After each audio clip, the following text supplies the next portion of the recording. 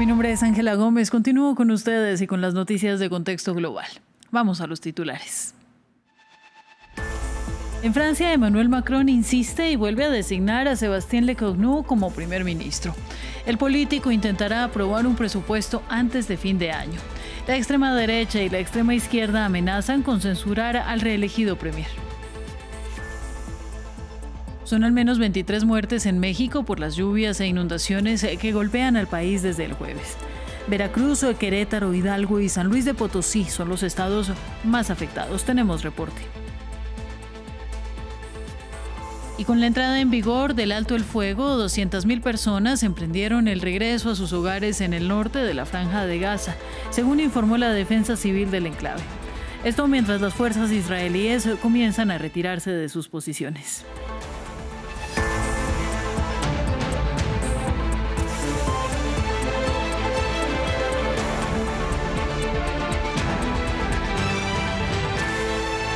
Iniciamos en Francia, donde se abre un nuevo capítulo de crisis política que paraliza al país desde las elecciones legislativas de 2024.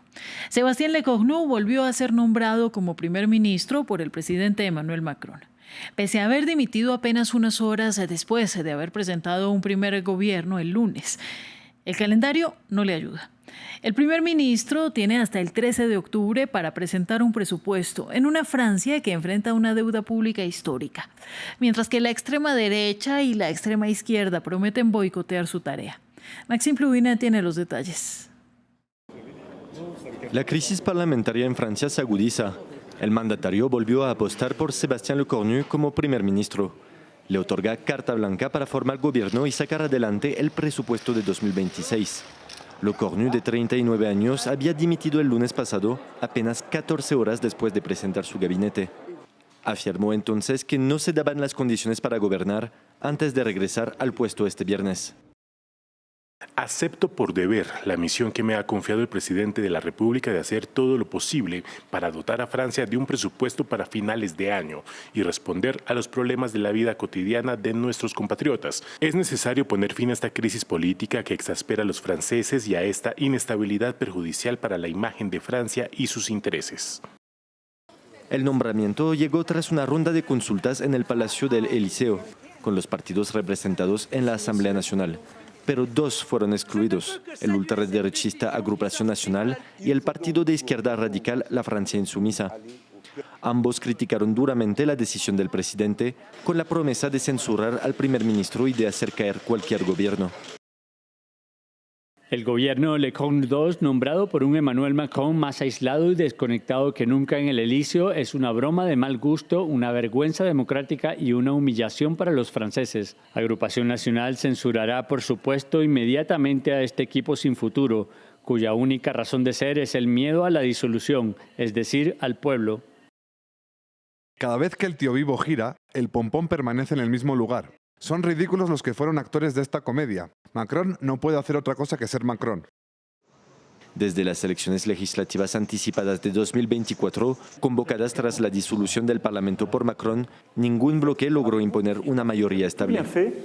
En México fallecieron al menos 23 personas por causa de las inundaciones tras las intensas lluvias que golpean al país desde el jueves. Los servicios de emergencia indicaron que los estados de Veracruz, Querétaro, Hidalgo y San Luis de Potosí son los más afectados. En esta zona se han registrado deslaves, derrumbes de carreteras e incluso el desborde de ríos. La presidenta Claudia Sheinbaum indicó que el gobierno trabaja para apoyar a la población afectada. La gobernadora del estado de Veracruz también nos informó de un policía que a la hora de rescatar a algunas personas que estaban en un lugar inundado falleció. Y hasta ahora son estas dos personas que tenemos en el informe que lamentablemente fallecieron. Obviamente vamos a estar... Y seguimos en Estados Unidos. En el 10º día de cierre de gobierno, la Casa Blanca anunció el inicio de despidos masivos de empleados federales. La administración ya había advertido de su movida en un intento de Donald Trump de aumentar la presión sobre los demócratas para que pongan fin al shutdown que deja sin fondos el funcionamiento de varios servicios gubernamentales y a más de 750.000 trabajadores en una licencia forzosa. La crisis se encamina así hacia su tercera semana. Esto dijo Trump. Y serán de orientación demócrata, porque creemos que, ya saben, ellos iniciaron esto, así que deberían ser de orientación demócrata. Serán muchos, anunciaremos la cifra en los próximos días, pero serán muchos, todo por culpa de los demócratas. Es decir, quieren dar $1,5 billones a personas que entraron al país ilegalmente. El presidente de Estados Unidos, Donald Trump, anunció este viernes a través de su red de Truth Social que impondrá a partir del 1 de noviembre aranceles adicionales del 100% a China. Trump acusa a Beijing de haber adoptado una postura comercial extremadamente hostil, al querer imponer controles a la exportación de tierras raras. Por otro lado, decenas de manifestantes se reunieron este viernes en Broadview, Illinois, para demostrar su inconformidad con las políticas migratorias de Trump.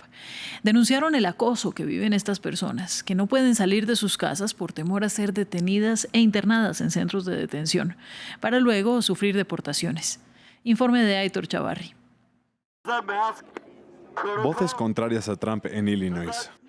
Decenas de manifestantes se reunieron a la entrada de un centro de detención del Servicio de Inmigración y Control de Aduanas en Broadview, Illinois, para protestar en contra de las políticas migratorias del presidente Trump. La policía estatal los redujo con porras y empujones para detener las protestas. Los manifestantes reivindicaban los derechos de los inmigrantes y denunciaban la violencia con la que son tratados bajo esta administración. La gente está sufriendo, tiene miedo, la están sacando a la fuerza de sus casas y de sus coches. Tienen miedo de ir a trabajar, de llevar a sus hijos a la escuela. Y eso se debe a las medidas de nuestro gobierno. Así que, como ciudadano de este país, siento que no me queda otra opción que alzar la voz.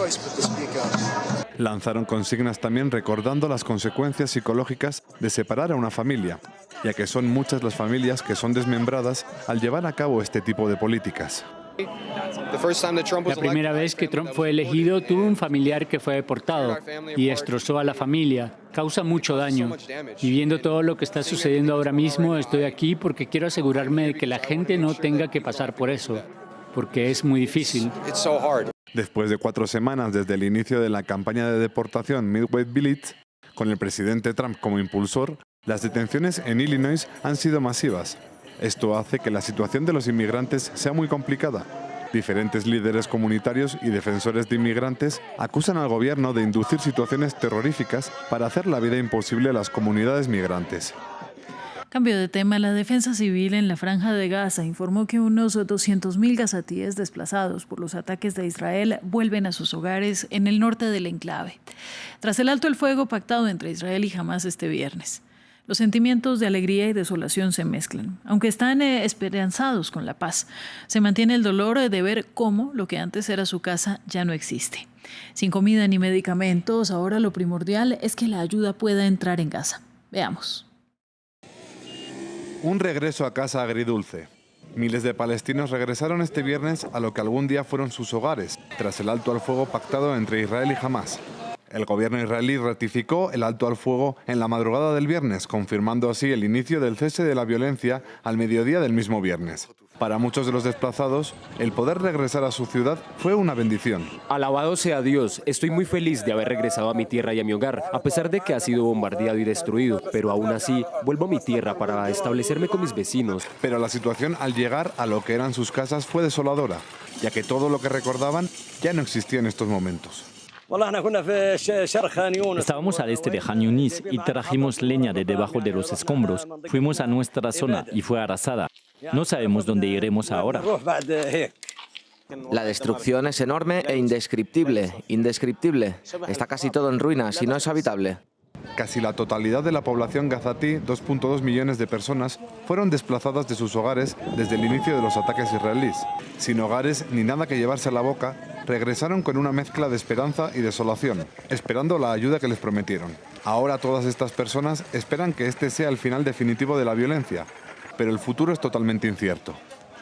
Seguimos en Marruecos. El rey Mohamed VI exhortó al Parlamento a acelerar reformas para impulsar la creación de empleos, mejorar los servicios públicos y alcanzar el desarrollo en áreas rurales. En un discurso de menos de 8 minutos durante la apertura del año legislativo, el monarca no se refirió de manera directa a la ola de protestas juveniles que lidera la llamada Generación Z, pero sí mencionó algunos de los problemas sociales y económicos que alimentan el malestar en las calles. Jesús Yajure con el informe. La justicia social no es una prioridad temporal, ha dicho este viernes el rey Mohamed VI de Marruecos, en un discurso breve ante el Parlamento y seguido con gran expectación entre la población. Marruecos ha sido sacudido por jóvenes que han salido en masa a las calles para exigir mejoras en los servicios públicos y el aumento del gasto en salud y educación. Ataviado en una túnica tradicional y acompañado por el príncipe heredero, el monarca ofició la apertura del año legislativo con un mensaje en el que no mencionó las manifestaciones. No debe haber incoherencia ni competencia entre los proyectos emblemáticos nacionales, por un lado, y los programas sociales, por otro, ya que el objetivo es lograr el desarrollo del país y mejorar las condiciones de vida de los ciudadanos donde quiera que se encuentren. El desempleo entre los jóvenes de 15 a 24 años en Marruecos se mantiene alto. Las aulas de clase están abarrotadas y los hospitales están al límite de su capacidad. El grupo llamado Generación Z212 ha agudizado gradualmente sus demandas pidiendo un cambio de rumbo para el país. En el contexto de las protestas y la represión policial fallecieron ya 3 personas, cientos han sido heridos y otros tantos detenidos. El rey pidió celeridad en las transformaciones. Lograr la justicia social y combatir las disparidades interregionales no son lemas vacíos. Espero un ritmo de implementación más rápido e impactos más fuertes de los programas de desarrollo local que pedí al gobierno que preparará, asegurándome de que las áreas urbanas y rurales se beneficien por igual. En las calles de Rabat, cientos aguardaban por respuestas en un discurso del jefe de Estado que fue transmitido en televisión. El gobierno volvió a pedir diálogo al colectivo Generación Z212 en medio de una crisis de desconfianza y de desconocimiento de las autoridades. La opositora venezolana María Corina Machado es la ganadora del Premio Nobel de la Paz de 2025. El Comité Noruego destacó su incansable defensa de la democracia frente a lo que calificó de brutal gobierno de Nicolás Maduro.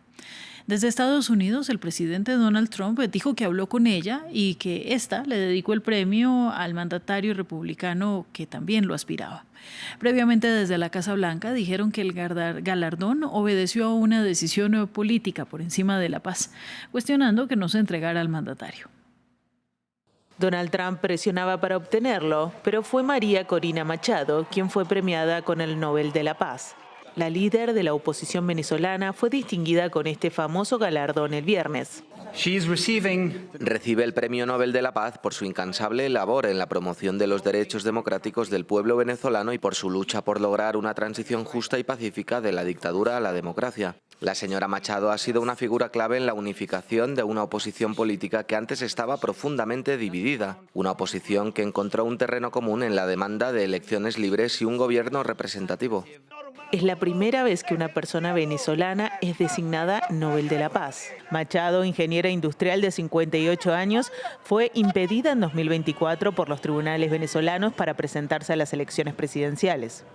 Este inmenso reconocimiento a la lucha de todos los venezolanos es un impulso para concluir nuestra tarea, conquistar la libertad. Estamos en el umbral de la victoria y hoy más que nunca contamos con el presidente Trump, el pueblo de los Estados Unidos, los pueblos de América Latina y las naciones democráticas del mundo como nuestros principales aliados para lograr la libertad y la democracia. Venezuela será libre. González encabezó la lista al estar ella imposibilitada por la justicia e hicieron campaña juntos en 2024. El Consejo Nacional Electoral declaró ganador a Maduro a pesar de no haber publicado nunca los recuentos de votos. La oposición declaró ganador a González, afirmando que el 73% de los recuentos de votos recopilados por sus partidarios mostraban que su candidato había obtenido más del doble de votos que Maduro. El pedido para que el oficialismo muestre las actas llegó no solo desde Venezuela, sino incluso de gobiernos con quienes Maduro mantenía vínculos, como el de Lula da Silva en Brasil y Gustavo Petro en Colombia. Tras los comicios, las protestas y detenciones, Machado permaneció en un lugar desconocido desde agosto hasta el 9 de enero de 2025, cuando se unió a una protesta en Caracas contra la toma de posesión del tercer mandato de Maduro antes de estar en la clandestinidad. Así llegamos al final de este bloque informativo, pero ya viene Ventana de Europa con Laura Garzón. Quédense.